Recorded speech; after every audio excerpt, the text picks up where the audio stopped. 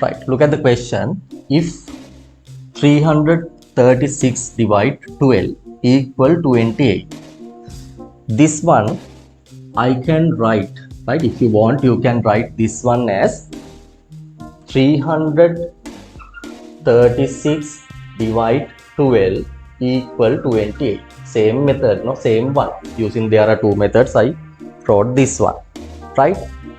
Now look at how you can get the value of this one using this value 3.36. How you can write as the decimal value, this decimal how you can write as a fraction. 336, this one has, there are two decimal places, no? So denominator you have to write 100 divide, also this one has, there are two decimal places, so you can write as a fraction 12 over 100. Then using the knowledge of the fractions, division of fractions, now you can write this one 336 divide 100. Division you can write as multiplication, also the after the division fraction you can write as the reciprocal, no?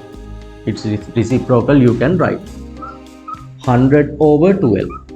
Now 100 and 100 you can divide by 100.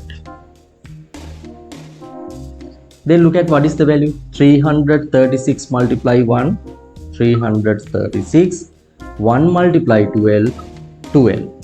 The question given 336 divide 12 is equal to 28. So this value is equal to 28. Right? Are you clear? Very easy, no? Right? Then can you think this one how you can do? 33.6 divide 1.2.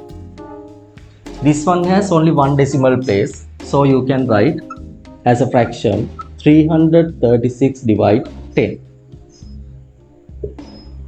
Then also this decimal value you can write as a fraction, it has also the one decimal place, so 12 over 10.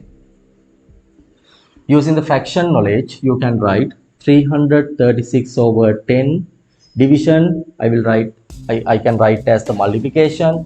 Also after the division fraction reciprocal you have to write.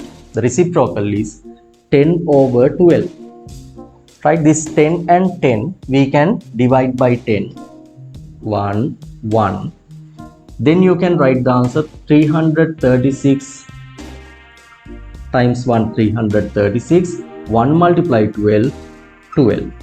Then this value given 336 divide 12 is equal to 28. So the answer of this question is 28. Right? Then also you can do like these questions using this easy method. Right? You follow it well.